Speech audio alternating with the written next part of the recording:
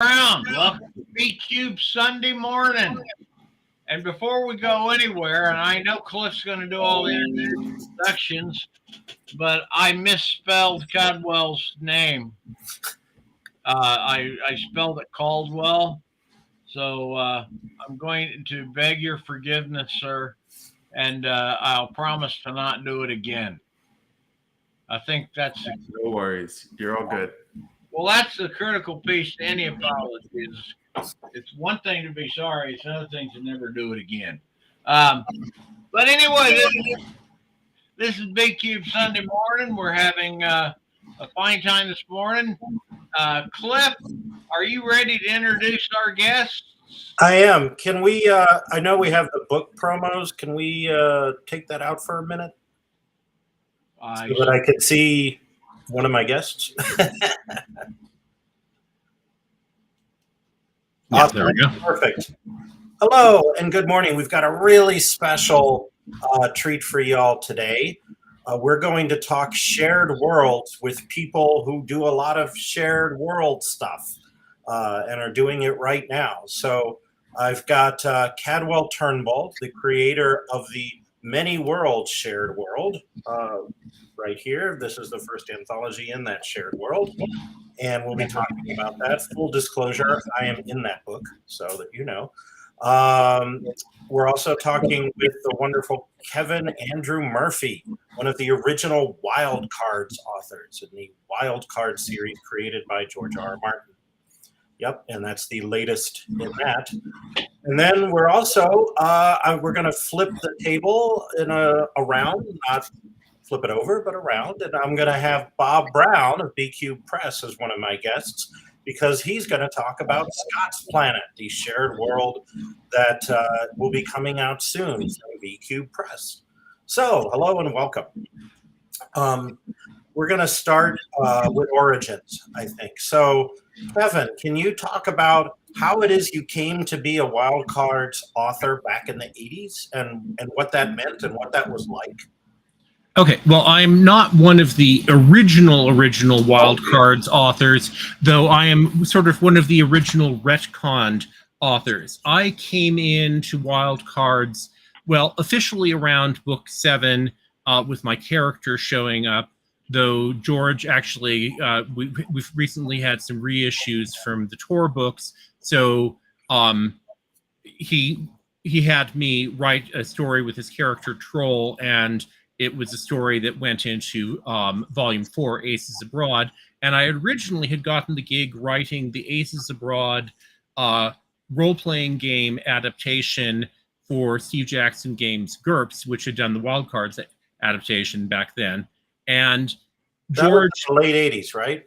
That was late, like 89 or so. Yeah. When I got that gig. And George pretty much was just going to read the manuscript to make sure that it was something that he wanted to sign off on, because John Joseph Miller had done the first Wild Cards book and he wanted to make sure it was good enough. And, well, George is a gamer and he really, really liked my characters. And so he, my thing at age 23, I was in grad school. It's like, I knew this was going to be my baby June number and I could go ahead and maybe get myself into Wild Cards. And it worked. And of course, George, said, he asked me to see a sample of my writing, and it wasn't quite up to the stuff that he wanted, but luckily I didn't know George was such a huge baseball fan, but I said the right thing. I said, well, I'd rather be bench warming in the majors than pitching in the minors. And that was the exact right thing, to say for him. And then, a couple of books later, I got a chance to write a story for Card Sharks. George said, okay, let's see how it goes. And then he said, yeah, this is all good. You need to cut your third act and, add in a bit more dialogue. But beyond that, we're good to go. And so everything else is history. So you hit it out of the park. Somewhat. But it's a case of I bench warmed a little bit. But also in Volume 7, they brought my characters Hearn and Cameo in. And Hearn even got on the cover of the book because that's what... Bantam wanted on the cover. And of course, actually, bring things full circle, we are now back at Bantam Doubleday Dell Random Penguin House And Inside Straight is the new book for that, and I've got the lead story in that, which is Trudy of the Apes. Of course, I'm lead story there because my story is set in 1957. Fair. So, I'm impressed that you got that whole publisher name out without breathing anywhere in the middle of that. That's a lot of. I'm certain there are a few more imprints that could go into there, but it's like, Bantam Doubledale or Random Penguin House. Yeah, it's a lot of Penguin Random House, but I prefer it as Random Penguin. It makes much more sense. I like that. There's just a Random Penguin publishing books out there somewhere. All right. So, Caldwell, you had some stories that you had already sold and had seen the light of day, and they were set in completely different universes. And you had this thought, like, what if they weren't set in completely different universes? And you looked, I think, to wild cards as a bit of a model for how to proceed. You want to talk about how many worlds came to be spawned? Yeah. I did look to wild cards. I met with Marianne Mohanraj, who's also an author in the group, and asked if I could see the consortium agreement, because I was thinking a lot about how this thing would be structured, and it seemed like this would be the best structure for it. And she talked to Melinda Snodgrass. I also talked to Melinda, and I was given the go ahead. They shared a consortium agreement with me, and I created a consortium agreement for the Many Worlds group, which you've seen, Cliff, and signed. Yeah, and those stories that I put into the multiverse weren't originally intended to be in there. They were just a thing that I thought, well, coming into this Many Worlds, we needed some Many Worlds, right? So I put in several stories of my own to start. And then once I had drafted a consortium agreement and spent some time thinking about how to proceed, I, asked broadly on social media if people wanted to submit something. And we got, I think that original group was maybe 10 authors, 10, 12 authors that submitted things. And that was in 2020 during the end times. And I was one of them. Yeah, it was like in March, I think, I started receiving stories and stuff. So and the rest was history. I picked, everyone that submitted work. It was all great, and a lot of that work ended up in the first anthology. And we've been steadily growing from there. We have this anthology out that just came out last month, and we have a novel that is being co-written by 5 authors that's going to be submitted to publisher at the end of this month. So, we'll be talking about that in a few minutes. Don't worry. Growing steady. You're 1/5 of Darkly Lem. Yep. All right.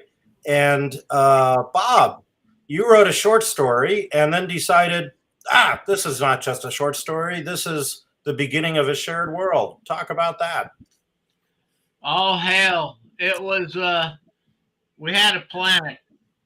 It just fit the timing. Corporate had faster than light travel had been discovered. We had ready access to the asteroid belt. Suddenly resources were cheap. We could build ships, get the people out there. Corporate was going to make trillions and gazillions. Well, then they got out there and found out that all these colonies cost money, and they're not turning around and paying off, and so they basically abandoned them. And it all come from the old lost colonies of Earth stories you read. And so I was asking myself, well, how'd they get lost? And this is how corporate abandoned them.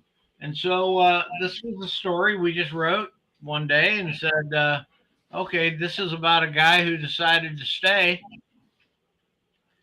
And I love that story. It's the first thing I ever sold. And it hung around in my brain and as something I would love to do an anthology. And then 6 years ago, I started BQ Press.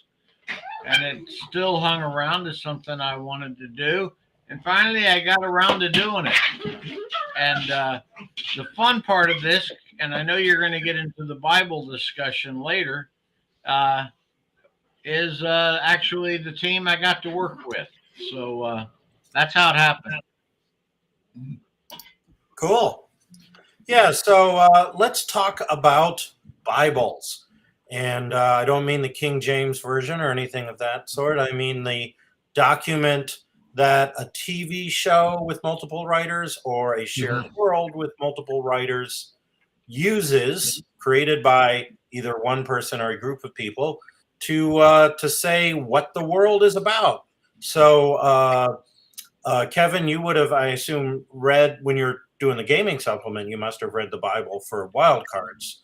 Well, yes, in that John Joseph Miller's first Wild Cards game book for GURPS became the Wild Cards Bible as it was, and then the later edition for Mutants and Masterminds, when we had the Tor relaunch, they were using that one. And beyond that, there is sort of the Melinda has, as is called, the binder full of characters that she's, she got her start as one of the writers for Star Trek Next Gen, and so she was very organized, and so she's got really all of the characters. Like George, every once in a while we have a new group of characters who are approved and put into the series Bible, and then we have but everyone keeps losing things, and then we also use, well, honestly, my memory, because I remember everything. And so George and Melinda are going, okay, Kevin, we're trying to remember which character this is,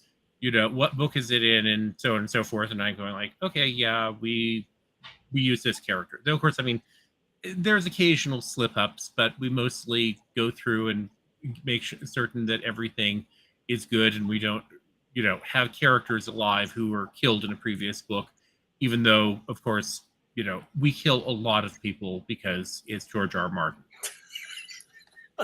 So even the superhero genre does not escape doom with George R. R. Martin at the helm. So your superhero name then would be the Archivist, right? Because you remember everything.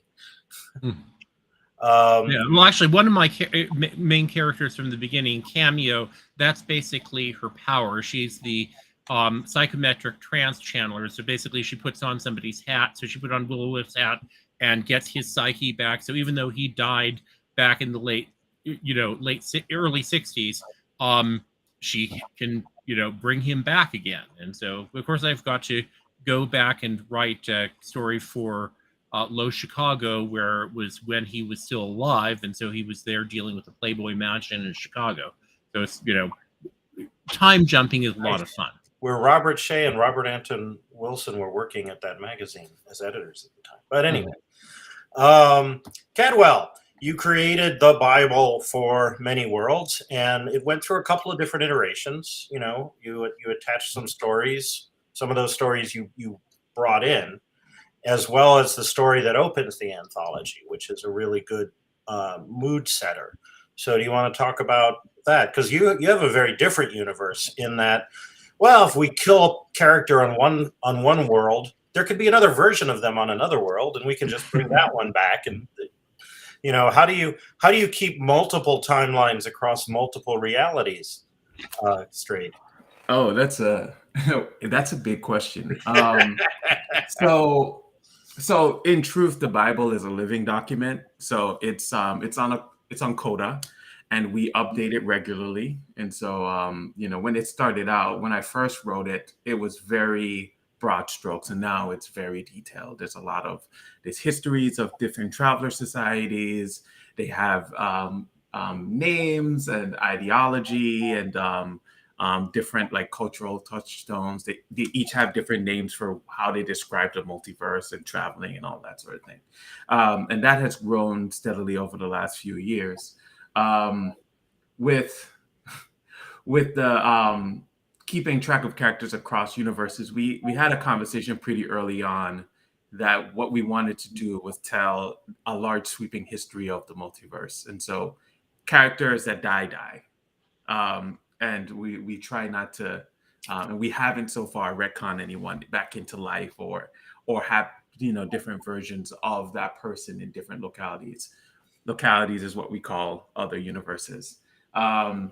But we do have this thing called proxies, and it's the way that our multiverse works. When a character travels to another universe, a new body is created for them, and the simulacrum, this governing entity, creates a backstory, a history, a context for that particular new body, that proxy. It retcons the person into existence, basically, right?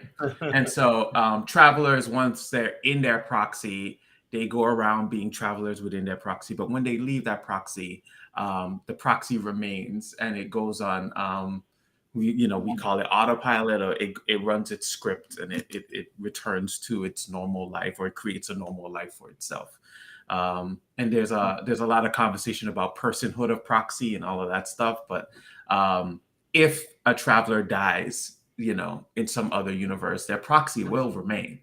And so, in some sense, there is a version of the person still alive. It's just empty of the traveler that inhabited it.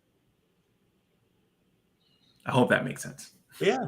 We have we have at least one question about the universe, but I'm going to hold off on that for now, and ask Bob, talk about the Bible for Scott's Planet, because that was not entirely your creation. It was a group effort, right? Yes, it was. There's a. Are we getting feedback? You're getting a little echo, but not feedback, fortunately. Okay. Okay, so I'll. The fundamentals that I realized early on was that no Bible is good enough. Somebody said once, I don't know who said it, that the difference between science fiction and fantasy is that fantasy is set on a world and science fiction is set on a planet. And all of a sudden, the idea of having to build a whole new planet and make it interesting is where the Bible really came together with all of the input of all of the people. And a big thanks to a fellow named David Gerald, not David Gerald, David. Different David. Huh? Different David. Different David. Nordley. David Nordley. Yeah, I'll talk about him. Jerry Nordley. G. David Nordley. Yeah. Jerry is a rocket scientist, and he helped immensely. But what we had to do is we had to say, okay, people are coming from Earth. What'd they bring? There's a planet already there. What's it got? What is it? The weather, the size, the atmosphere, the oceans, the salinity. And so we put together, and I thought I had a Bible. And then the stories all started coming in, and then the questions started. And oh my God, the questions upon the questions upon the questions. And so finally I said, let's form a team. And so we formed a team and we wrote the Bible together. It was interesting. If somebody had a special, unique element in their story, by God, that they wanted that to be the core of the Bible sometimes. But and the Bible destroyed some people's storylines, and they so it was an interesting, but the best Bibles I've ever seen are group efforts, because I don't know of any one person smart enough to think of everything. And I think I like very good what what Caldwell said, and that is that it is a living document. It has to be a living document, because if it's not, then you're just not going to succeed. But So actually, that's something that happened with wild cards. One thing that I created for the Aces Abroad game adaptation is that I had them go off into Britain, which in the actual Aces Abroad book is hardly touched on, but I wanted to have some of the adventure set there. So I created the Order of the Silver Helix, which was the wild cards, Britain answer to what is SCARE, which is the Senate Committee for Ace Resources and Endeavors, or something like that. But in any case, I created that, and then actually Melinda fell in love with it, and she wanted to create a character, and so she created her character Noel, who's like a stage magician when he's not a shape-shifting, assassin who works for, the Order of the Silver Helix. And that's become a big major thing in the books, especially now that we've got the British books that have been coming out. We've got to write a story for Knaves Over Kings with and Knaves Over Queens with my character Captain Flint, who was way back in the first Ace Abroad game book, but he got brought in several books later as an official character. Nice. So yeah, we had a question in the live studio audience about Scott's Planet. Is this hard SF? Yes. Excuse me. Jerry Nordley is very into hard SF and scientific accuracy. He actually helped me with my novel in progress a little bit, getting the science right. Jerry is anal about it. Let's be blunt. Yeah. And so this is Contact, which was every 2 years a conference that hasn't met since COVID. But the Contact conference was created by that guy in the picture, to Jim Fanaro, to model first contact scenarios. And he set this thing up to be originally an annual conference to bring together anthropologists. He's an anthropologist. Scientists and science fiction writers to model first contact. And one of the things, and Jerry is part of that, which is how I first met him, because that's a Bay Area thing. And one of the things they did was they created a shared world in the early years called Epona, which they then, a couple of short stories were written in that shared world, and they created a science article for Analog, which details the world and its ecology and its orbital mechanics and everything. And they started with orbital mechanics, and then they went to the geology, and then they went to the biology, and then they developed the sentient species on Epona, and then they put humans there and modeled first contact. And they did all that at the conference over several years. And then people wrote stories in it. So that was one way to create a super hard SF-y kind of shared world. And Stan Schmidt, who was editing Analog at the time, published a number of pieces with that shared world. So Jerry brings that to the table when he does, shared world is a resource for a shared world like that. So as well as his own, like he's a retired literal rocket scientist. So he knows this stuff. So yeah, let's talk about a little bit about the process of sharing a shared world, which is to say, Kevin, as a Wildcards author, you have written other people's characters and they've used your characters. Caldwell, as 1/5 of Darkly Lem, you have written a novel, right? And so talk about, both of you, in whatever order you please, talk about the sharing part of shared worlds. Either one, jump in. Okay, I guess I'll start this one. Where to start? So how did you decide to become Darkly Lem? There's a Darkly Lem story in here. So yeah, there is, and I think that's how it started, right? So I thought, we're gonna try to pitch this anthology. We should use this collective to its maximum and show that, hey, not only can we have a shared world, we can collaborate on a shared story within that shared world. And so I made a pitch. I was like, here's the idea for the story. Let's create a character that is moving through these different universes. And this goes back to how travelers travel. Each traveler has a mechanism, and some of them are complicated. Some of them are not so complicated. This one was every 5th and 7th blink, the character would travel to a next universe, which, if you can imagine, it would be horrifying and not a good experience. And so we kind of laid it out. We had a bunch of universes that we had within the anthology, and we're like, okay, let's see which universes this traveler could cross over into. So we were trying this other approach. Instead of thinking about characters as the feature, the worlds are the feature. These are the things that connect all of these things, these narratives. And so we created that story, and we had the first, I would say, 2/3 of it, and then realized that it wasn't a story. It was just some person jumping from world to world.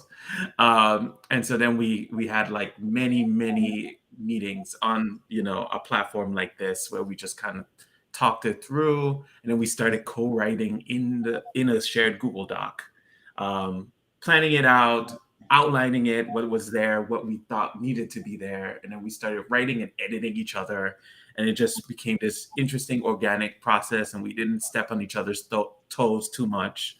And so we were like, hey, we did this, it worked, let's do it again.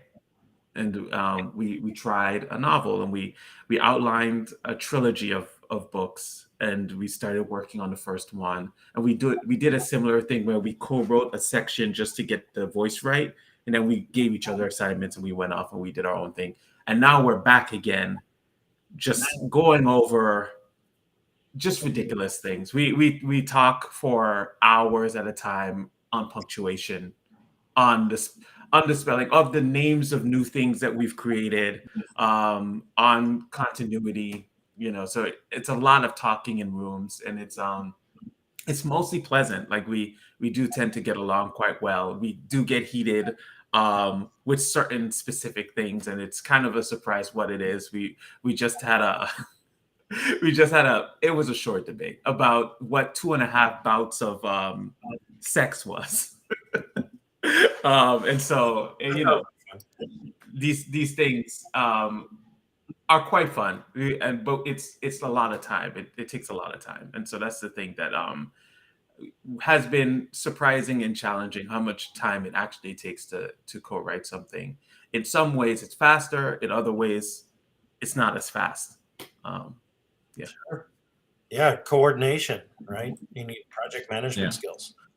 I remember the early days of the Worlds Collective, which was the start of the pandemic, and we had a bunch of Zoom meetings, which mostly I attended camera off because they were like 7 a.m. my time. You guys are all on the East Coast, and I was just like, I am not fit for human company, but I'll be here, So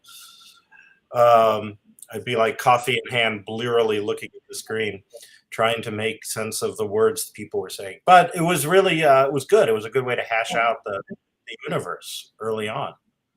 I remember, and what our plans were, right? Because we, unlike, I think, Kevin, when you came on, it was certainly already there, but I'm sure like George, at some point, George's agent pitched Wildcards, and he was already an established writer at that point.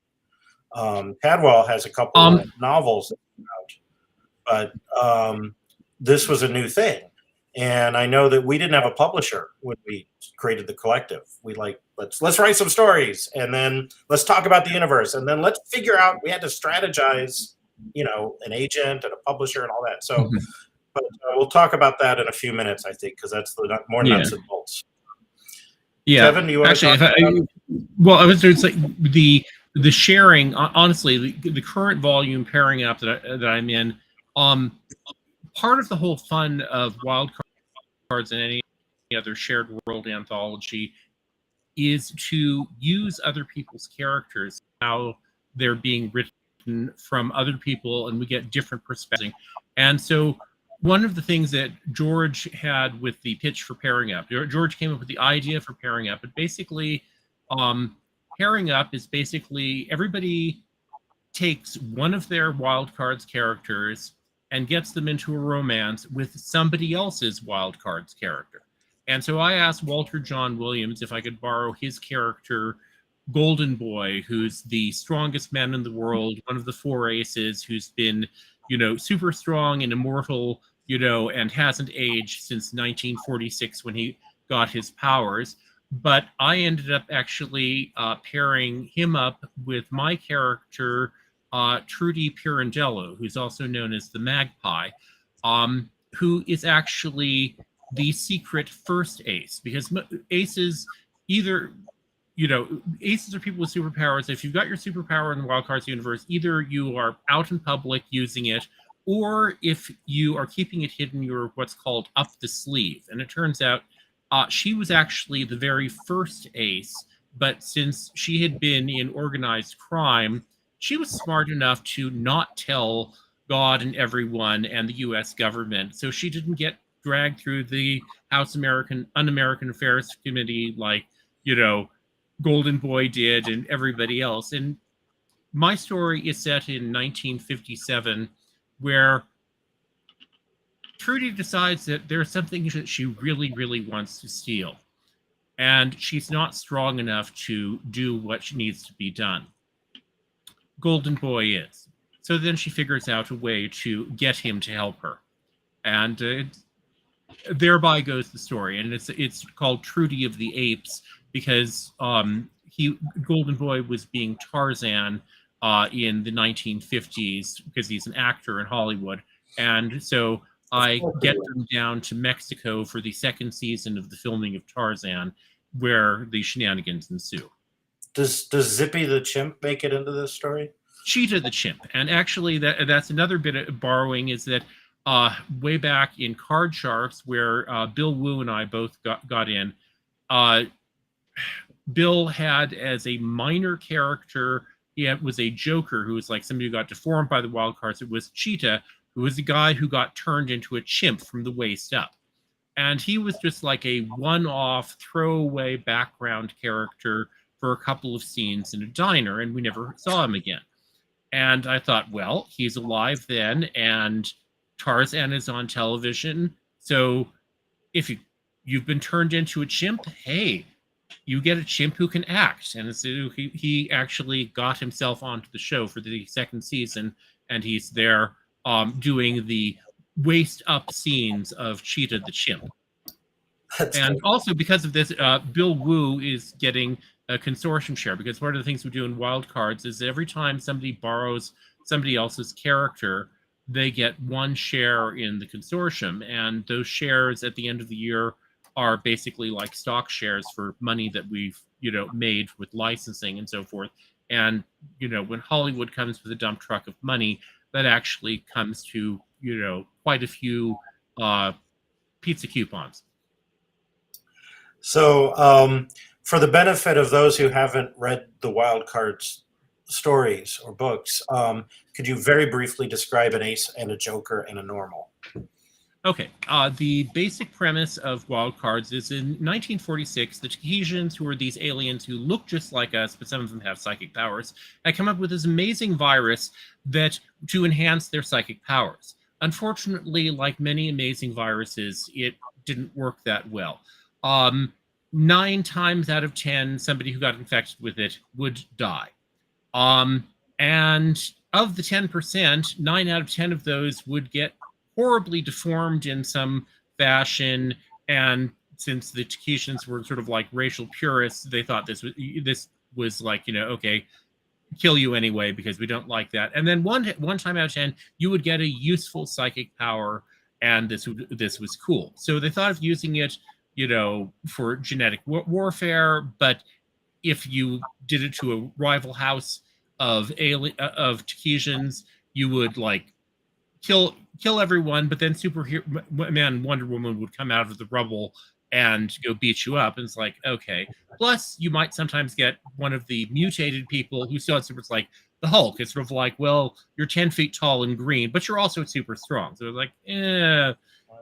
So they found out about Earth, because Earth was where they were star-seeded from, and decided to go and use Earth for superhero farming.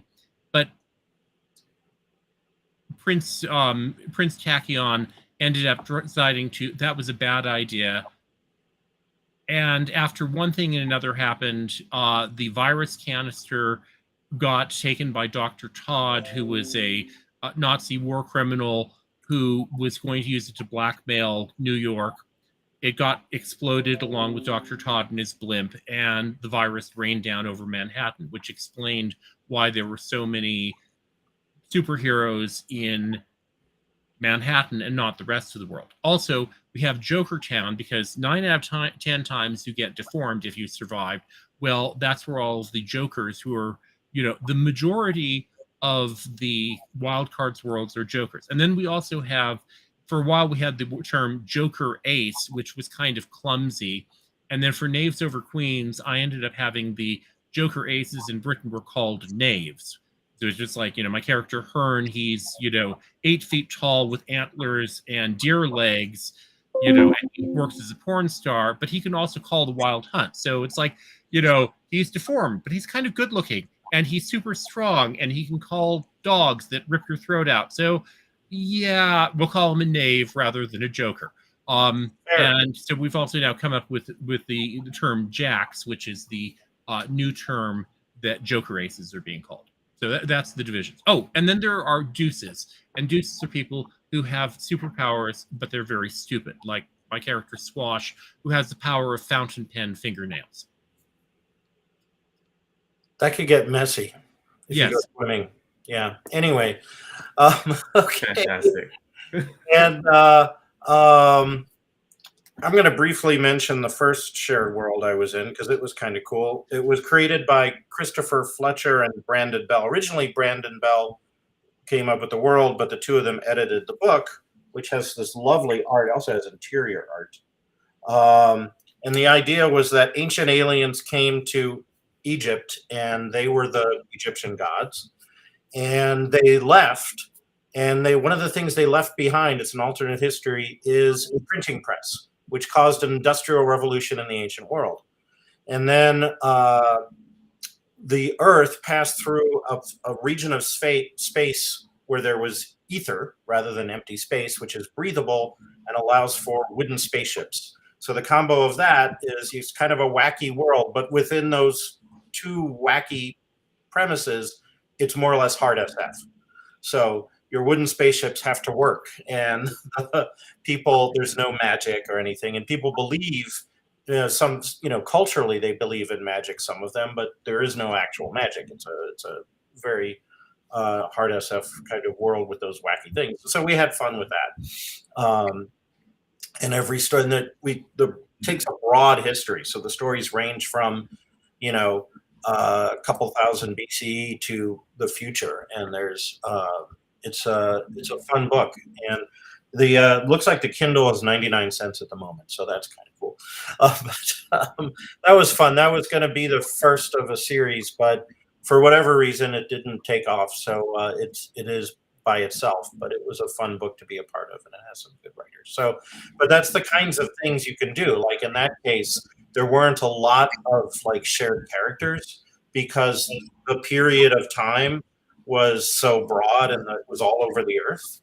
Like I took the west coast of North America and made it my own, and that was in my story. There was the city that the location of San Francisco, and also Phobos, one of the Martian moons.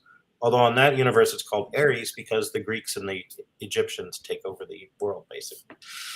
So that's another example. Yeah, it's another example of a kind of shared world. So we've got like these 4 different ones that we're talking about here today.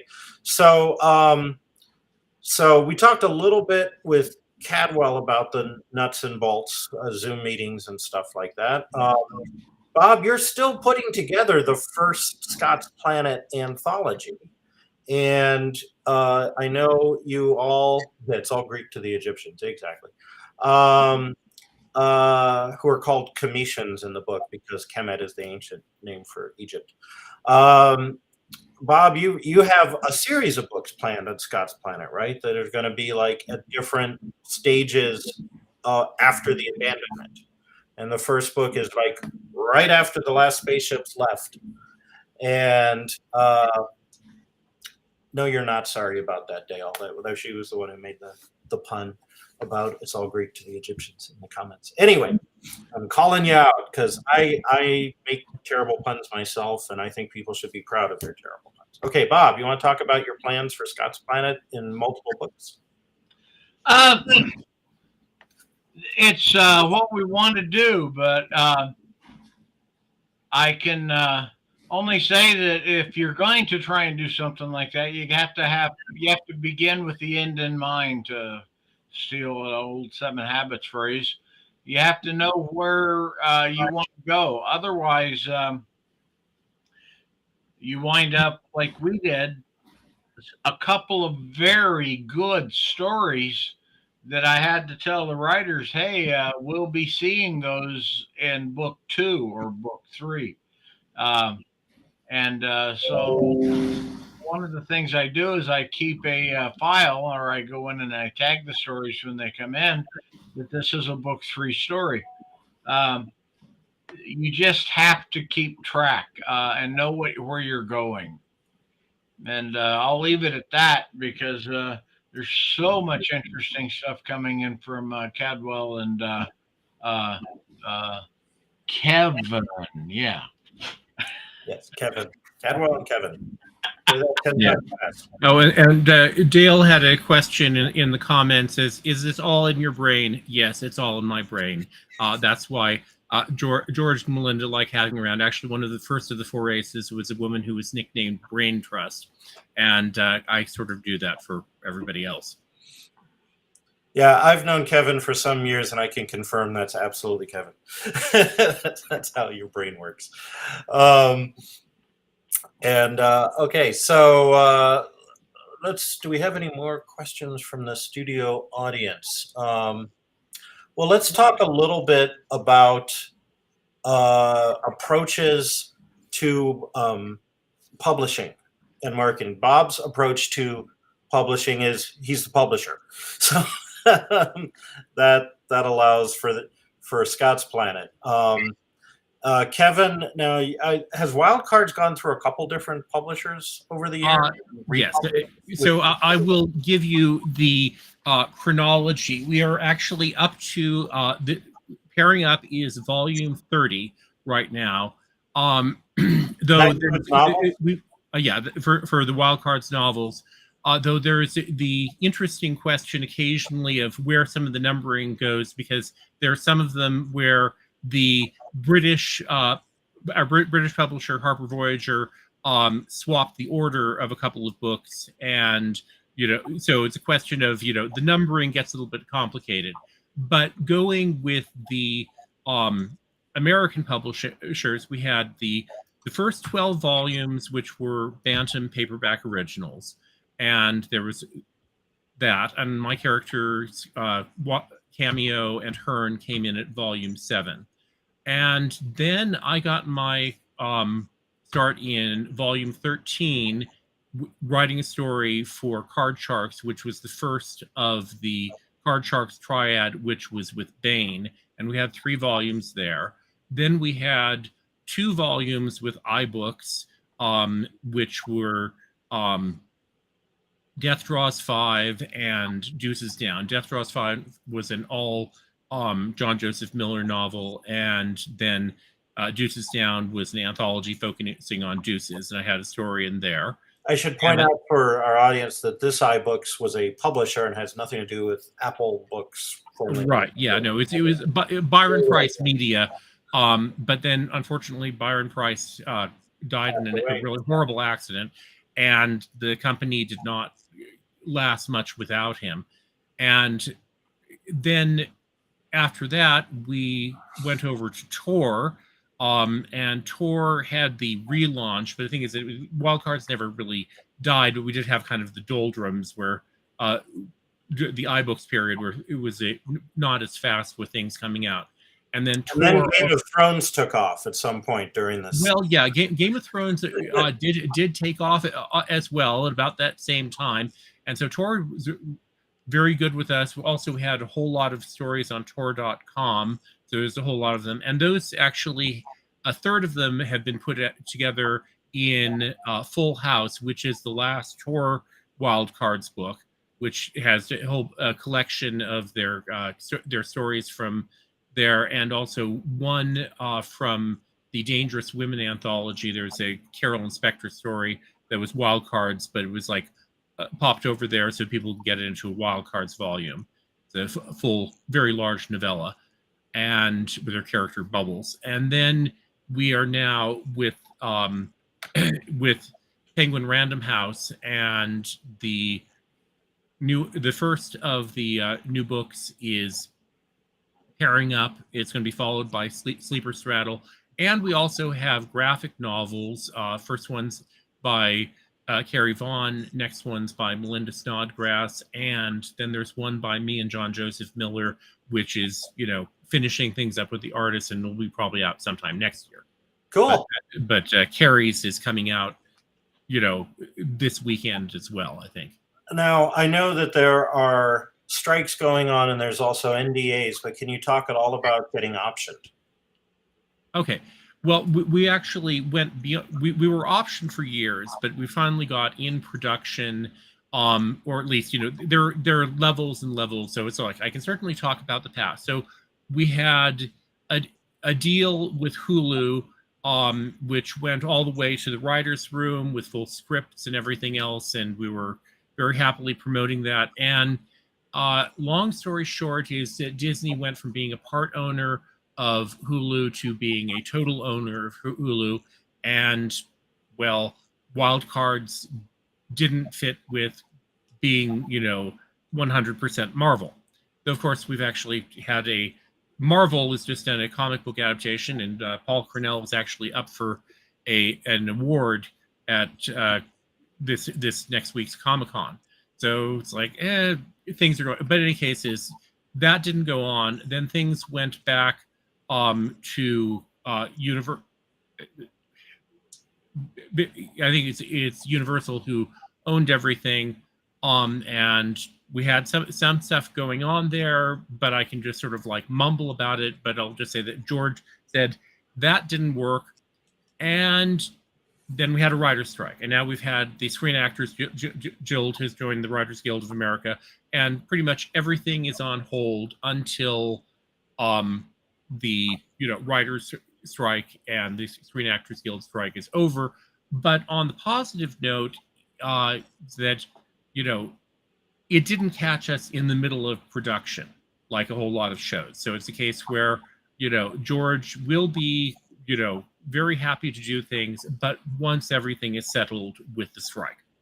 Sure. I mean, he's a member of WGA, right? Yep, he's a member of WGA, and he isn't going to be going to Comic-Con, basically because while he has plenty of other books and everything to promote, he doesn't want to give any appearance of, promoting the shows he's also writing for. Right. Yeah. So that's cool. Caldwell, Many Worlds is at a much earlier stage in its development. We have the one anthology out. We have a contract for the whole trilogy at this point. Can you talk about whatever you can talk about? Talk about the process of like, okay, you got the stories, you decided what you wanted to pitch to an anthology. Then we had to find a publisher and also an agent to handle this stuff. So if you want to talk a little bit about how that worked, whatever you can talk about. Yeah, sure. It was messy. There was a pandemic, by the way. Yeah, there was a pandemic when it started. So it was messy, and it's still, it's still complicated. We have representation now. Kim May Kirtland from Howard Moorheim, but that was not in the beginning, and there was some agenting stuff that happened in the middle there. We just kind of had conversations with whoever would be willing to talk to us about the anthology. And this was me basically, having meetings with whoever and answering questions and pitching as much as I could, the merits of the thing. Eventually, we ended up going with a cooperative out of New York, Radix Media, which also is a printing press. And we thought, this is really great because we have this like collective structure. The LLC that runs the collective is also, cooperatively structured. And so we wanted, we just thought it would be a good alignment. Yeah. What was it? Sorry, say that. They've been awesome.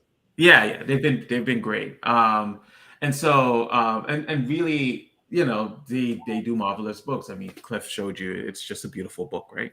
And so we have purple end papers. I got one. Yeah.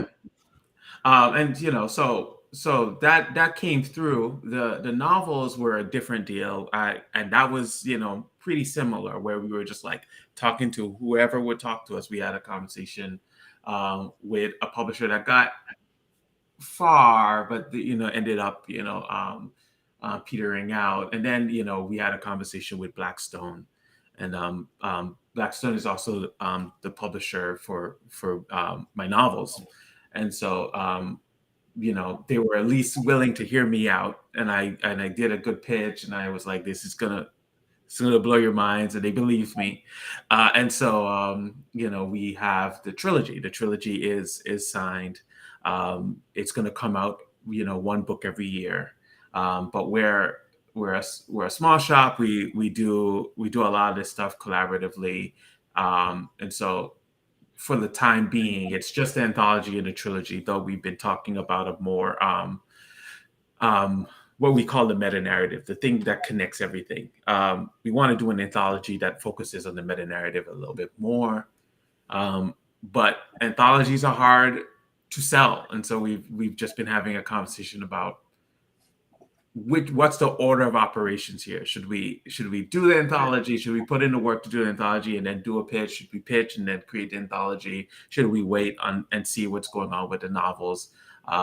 As Cliff mentioned, we're way earlier. We have no interest on the TV film side as of yet, but we're hopeful that we'll get there. Yeah, we'll get there. But we also in the meantime we also host a web series, and so we publish a story every month, or we have seasons, and we go on break, and now we're currently on a hiatus as we're working on the novels. Which is also a podcast. The web series. Yes, we do on all your favorite podcast apps. Exactly. Yeah, it's we try to do every once in a while multi-voiced work, and so I really love the podcast. I think we do a really good job with it, and we publish stories on the website, and so that the anthology and the novels. That's what we got so far. Yeah, and do you want to talk briefly the anthology Radix did a Kickstarter for? And did they consult with you on that, or did they just decide that that's their best way of publishing it, or how did that come about? Well, the Kickstarter was somewhat of a surprise. We had known that they'd done stuff like that in the past, but it wasn't a discussion when we were negotiating the contracts or anything. They sent us an email, and they were like, we were thinking about doing this. We think it would be good for the project. And we're like, sure. And so they put it together. We promoted it as much as we could, and they set what it was going to be, like like their goal and what they wanted. And we worked really hard, and we got there, and it was. I would say it was a success. Yeah, it was great. A total surprise. The anthology has been quite a surprise, the response it's gotten. I've just been very excited, and it started out very modest, and it's grown and grown, and the collective as a whole, I would say the same. I just feel very excited about what we're doing. Yeah, starred review in Publishers Weekly. I will point out. Yeah, it was lovely, and the Kirkus review was also quite lovely. Lots of really great things said. Both reviews mentioned Darkly Limb by name, but not the fact that it's like a collaboration, which I think is, like, to me, it's a good sign of the success of the collaboration, that it seems like a unified voice, and that they can talk about it as an author instead of as authors in a trench coat, which is in our bio. Which 5 authors in a big trench coat. So, did you get Stanislaw Lem? Is that the idea for the Lem part, or where did you get the name Darkly Lem? Those are, I'm sure Kevin has tons of stories about, like, lore and deep lore, right? It's deep lore. It's just things that we know, and it's an in joke. It's an in joke. Fair. Yeah. Fair. All right. Do we have any other questions? I've been trying my best to keep up with the questions from our live studio audience. And let me go back and see a few that I missed. Dale writes, believability is the way to drive SF stories these days by doing all the science, or do you use all the data Bible from the various folks in order to have continuity? So I guess my answer to that would be science and continuity are two different things, right? Like if you're writing a hard SF universe and not a fantasy universe, you want science.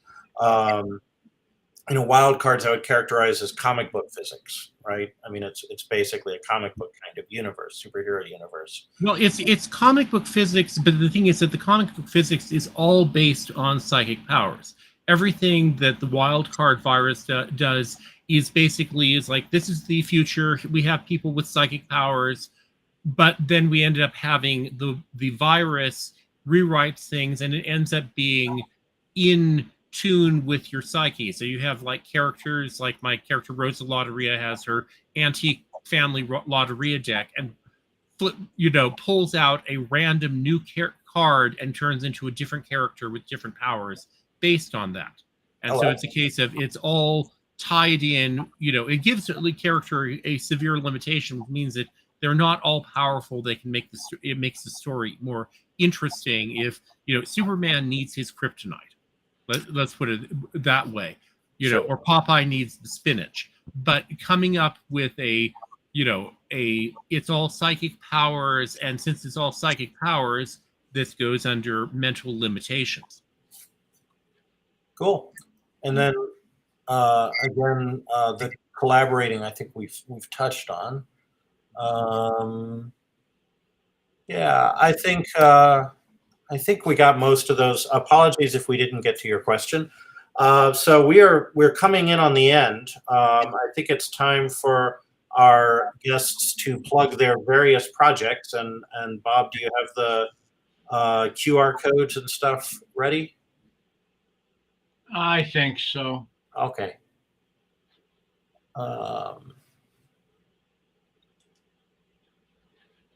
Yeah, so Dale asked a question about power limitations. That's my summary of the question. And yeah, of course, you have different kinds of limitations that work, and that's not just superheroes. That's on any character with skills. Okay, so right, we've got Pairing Up, which is the latest Wild Cards anthology from Penguin Random House, and you can get that right there at the link. It's basically at all of the different booksellers.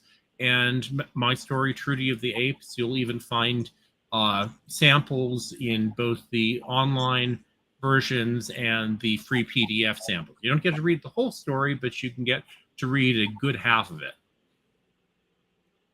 All right, next up.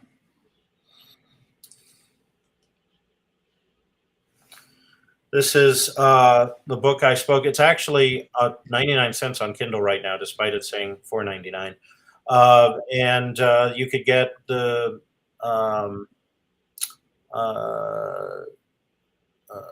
there's a paperback and a hardcover edition that I don't know if they're entirely in print or if you can get used copies, but it's got some lovely art. There's illustrations for the stories in there, and it's fun. Okay, Caldwell's.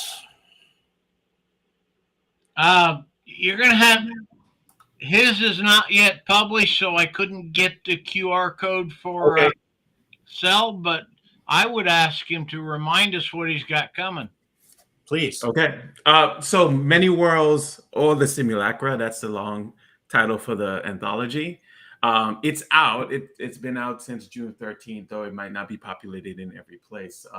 Cliff is in this among other great authors that I love and that are great members of the collective. And I would also like to plug my upcoming novel, We Are the Crisis, which is coming out in November. Can't wait. Go back and say you had. I misunderstood. I didn't realize you had the book was out. Yes, it's been out since June 13th. You should be able to find it on all your favorite locations. Yeah, all your favorite locations. Oh, yeah, there was a little slowness in the initial distribution, but that's right. People who backed the Kickstarter have been posting pictures of their arrived copies, and I know that Radix has sent a bunch to the distributor, so yes, they should be. I mean, again, Radix is a small collective, but they're pumping them out. Right. You should be able to request it at your local bookstore if you like, and it's online wherever you get your books. Okay, what is the title of that book again? Say it slowly for an old man. Many Worlds or the Simulacra.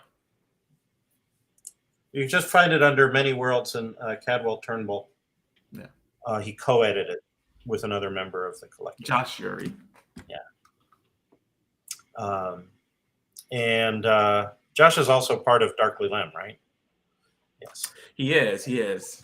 Yeah, it's yeah, and it came out of the fact that we worked quite closely in anthology. Cool. All right. Are we there yet? Well, while Bob's doing that, I'll just ask you a quick question. What was it like co-editing the anthology rather than just editing?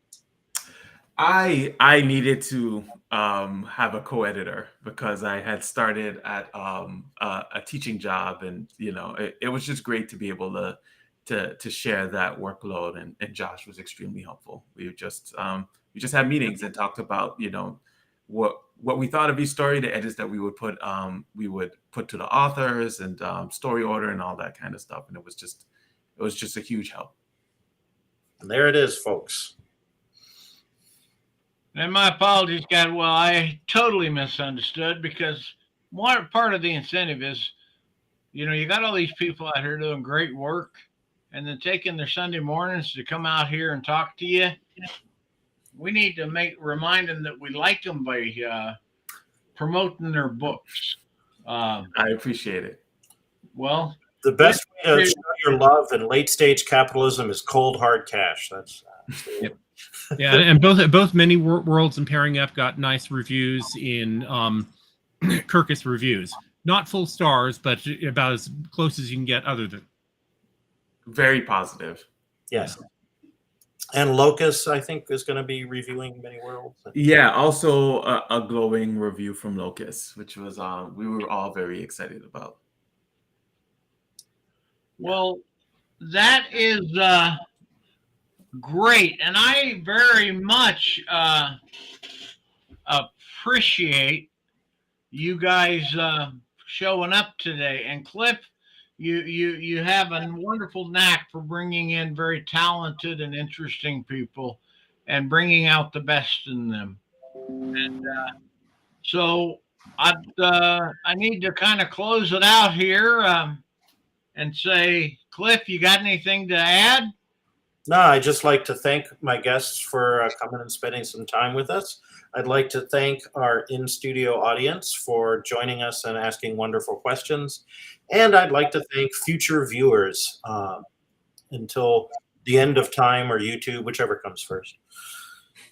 Hey, because you can get all of this out on the YouTube, B-Cube Press's YouTube channel. You can find all our old interviews and our new ones. And so Caldwell, Cliff, and Kevin, until who's going to, what's your next con appearance from each of you? Well, I'm gearing up for San Diego Comic-Con International, which I've been going to since I was 18. So quite a long time there. I'm not on any panels, but I may possibly be at the Penguin Random House booth. And, if we can get a signing together. I know that Carrie Vaughn is going to be signing her new graphic novel. Cool. Caldwell, are you going to show up anywhere? Yeah, I don't think I'm going to be at any cons for the rest of the year. Maybe ICFA, which is early next year. Sure. So, yeah, maybe ICFA. Well, we just did BayCon here, and that was wonderful. And I did read my story from Many Worlds in a reading panel, and that was well received. So oh, that's fantastic. Happy with that.